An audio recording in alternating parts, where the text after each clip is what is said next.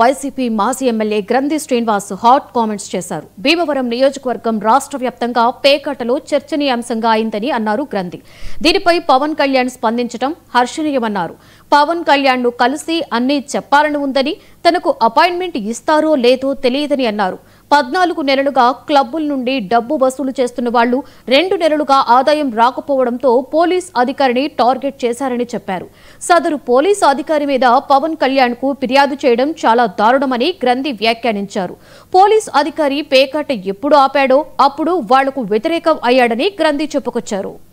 దేవారంలో క్లబ్బుల్లో పేకాట జరుగుతుందన్నారు. ఈ 14 నెలల మట్టి జరుగుతున్న పేకాట వ్యవహారంలో ఒక ప్రజాప్రతినిధి లేదా అధికార కూటమికి సంబంధించిన ఒక వ్యక్తి ప్రతి క్లబ్ నుంచి 10 లక్షల రూపాయలు తీసుకుంటున్నాడని, ఒక క్లబ్లో అయితే కనుక తను సొంతంగా 5 లక్షల బ్యాంక్ 5 లక్షల బ్యాంక్ అంటే నాకు అది సరిగ్గా తెలియదు కానీ అంటున్నారు, బయట చెప్పుకునేది ఏంటంటే 5 లక్షల బ్యాంక్ ఒకటి ప్రత్యేకంగా నిర్వహించుకుంటున్నారని.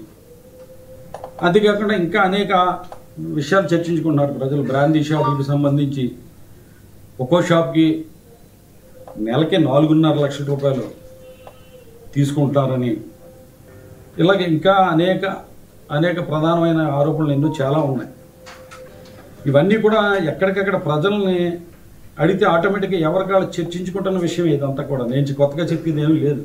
భీమవరం నియోజకవర్గంలో ప్రజలందరికీ తెలుసు, మీడియాకి తెలుసు, అఫీషియల్స్కి తెలుసు, అందరికీ తెలుసున్న విషయం ఇది. అంతేకాదు రాష్ట్ర వ్యాప్తంగా ఉన్న కూటమి ఎమ్మెల్యేలకు అందరికీ కూడా తెలుసున్న విషయం. ఇది ఎవరు చేస్తున్నారు, దీని వెనక పాత్ర ఏమిటి అనేది నిజంగా పవన్ కళ్యాణ్ గారు ఇప్పటికైనా మొన్న